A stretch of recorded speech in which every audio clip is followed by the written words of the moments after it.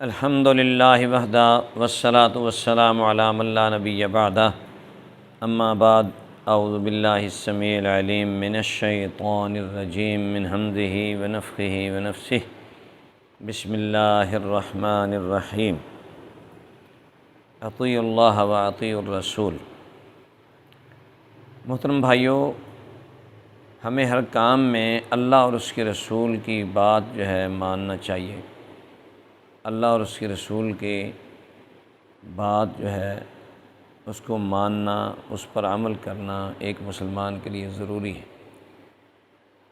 دیکھو، زندگی کے اندر انسان جو ہے بہت سارے اعمال کرتا ہے،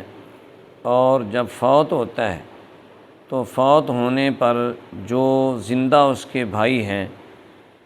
اس کے عزیز و اقارب ہیں، مسلمان بھائی ہیں، تو وہ بھی اللہ اور اس کے رسول کے حکم کو مانتے ہوئے اس کو غسل، کفن، دفن کا کام جو ہے وہ سر انجام دیں گے۔ تو غسل دینا میت کو یہ ایک بہت اہم کام ہے، جس کے بارے میں عمومی طور پہ یہ نہیں خیال کیا جاتا کہ سنت کے مطابق جو ہے وہ ہم دیں۔ پیارے پیغمبر حضرت محمد الرسول اللہ صلی اللہ علیہ وسلم کا فرمان ہے، حضرت ام عطیہ رضی اللہ تعالیٰ عنہ بیان کرتی ہیں کہ ہم پر رسول اللہ صلی اللہ علیہ وسلم داخل ہوئے اور ہم آپ صلی اللہ علیہ وسلم کی بیٹی کو غسل دے رہے تھے، تو آپ صلی اللہ علیہ وسلم نے ہمیں خصوصاً فرمایا کہ اس کو غسل دینا ہے 3 مرتبہ، 5 مرتبہ، یا اگر تم خیال کرو تو اس سے بھی زیادہ۔ تو بہتر یہی ہے کہ جیسے 3-5 کا زیادہ بھی دینا ہو تو پھر بھی طاق مرتبہ جو ہے غسل دینا چاہیے۔ اور فرمایا پانی اور بیری کے پتے، یعنی پانی کے اندر بیری کے پتے ڈال کر بوائل کر کے اس کے ساتھ جو ہے وہ غسل دینا چاہیے، اور آخری مرتبہ جو ہے وہ پانی کے اندر کافور ملا کر اس سے جو ہے وہ نہانا چاہیے۔ تو اور یہ بھی فرمایا کہ سب سے پہلے دائیں جانب اور وضو والے اعضاء جو ہے وہ دھوئے جائیں۔ تو انشاءاللہ ہم اس کے مطابق جو ہے جیسے پیارے پیغمبر صلی اللہ علیہ وسلم نے فرمایا، تو میرے سامنے جو لڑکا لیٹا ہوا ہے تو ہم عملی طور پہ جو ہے وہ دکھائیں گے کہ کس طرح جو ہے اس کو غسل ہم نے دینا ہے۔ سب سے پہلے میت کو تھوڑا سا سہارا دے کر اس طرح جو ہے وہ کرنا ہے۔ ایسے کرنے کے بعد اس کے پیٹ کو نرم نرم کر کے اس طرح ملنا ہے تاکہ کوئی اگر پیٹ میں سے کوئی چیز نکلنے والی ہے تو نکل جائے۔ اس کے بعد جو ہے آپ صلی اللہ علیہ وسلم نے یہ بھی فرمایا کہ اگر کوئی آدمی نہلاتے ہوئے میت کی کوئی چیز ایسی دیکھتا ہے تو اس کی پردہ پوشی اس کو کرنی چاہیے۔ تو اس کے بعد جو ہے اس کو اسی طرح لٹا دیں گے آرام سے۔ میت کو ادب کے ساتھ جو ہے چوٹ بھی نہیں اس کو لگنی چاہیے، لٹانا چاہیے۔ پھر اس کے بعد جو ہے یہ گلوز جو ہیں یہ پہنے ہوئے ہوں یا کپڑے کے جو ہے گلوز بنا لیے جائیں، وہ جیسے اس کے لیے سہولت ہو، کیونکہ ایک تو یہ ہے کہ نبی صلی اللہ علیہ وسلم نے فرمایا لا ينظر الرجل الى عورت الرجل ولا المرأة الى عورت المرأة، عورت کی شرمگاہ عورت نہ دیکھے، عورت نے نہلا لی ہوں، اور ایسے ہی مرد کو اگر مرد نہلا رہا ہے تو اس کی شرمگاہ کو نہ دیکھے، اس لیے اس کے کپڑے اتاریں پہلے، اور اس کے بعد جو ہے اس کا سطر جو ہے گھٹنوں سے لے کر ناف تک جو ہے وہ ڈھکا ہونا چاہیے، اور پردے اچھی طریقے سے ہو، وہ چپکا ہوا کپڑا بھی نہ ہو اور موٹا کپڑا ہو۔ اس کے بعد جو ہے وہ 3 ڈھیلے لے کر، جیسے پہلے ہم نے پیٹ ملا ہے، اس سائڈ سے اٹھا کر اس کے پاؤں نیچے سے جو ہے وہ استنجا جو ہے وہ 3 ڈھیلوں سے کروا دینا چاہیے، اور اس کے بعد پانی ڈال کر اس کے اوپر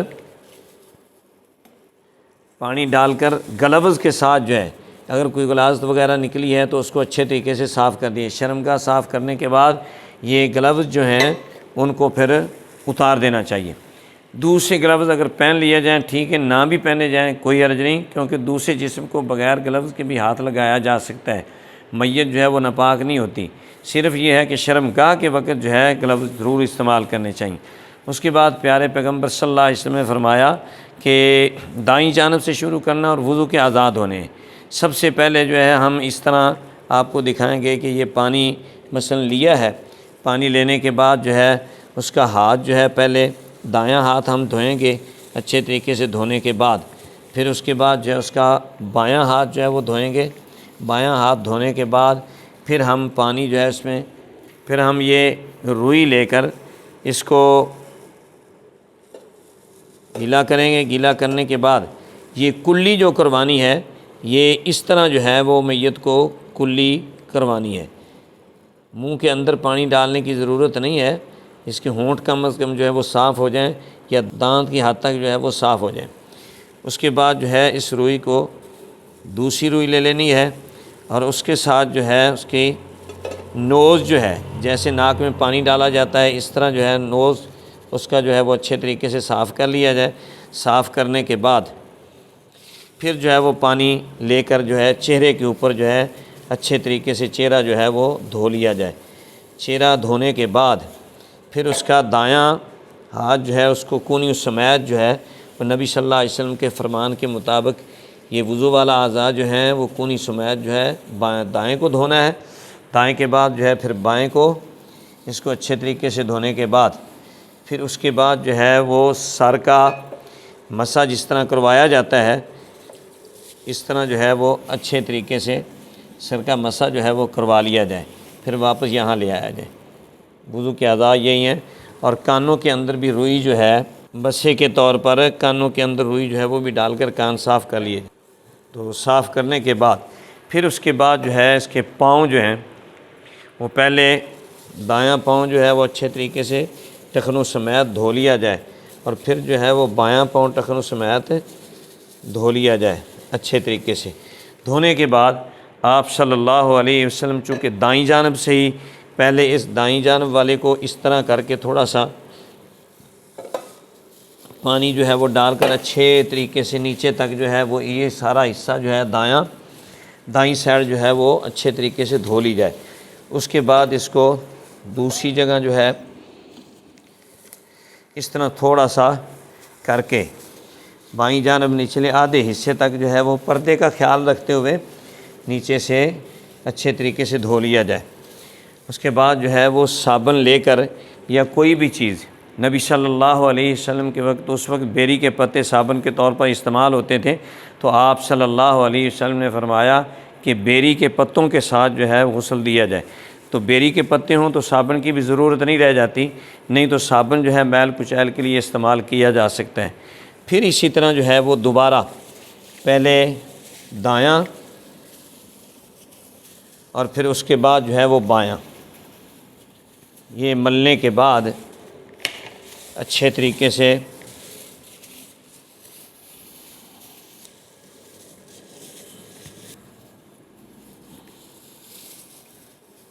پانی ڈال کے صابن وغیرہ اس کا اتار دیا، اور اتارنے کے بعد تیسری بار جو ہے پانی اسی طرح دایاں ہاتھ پر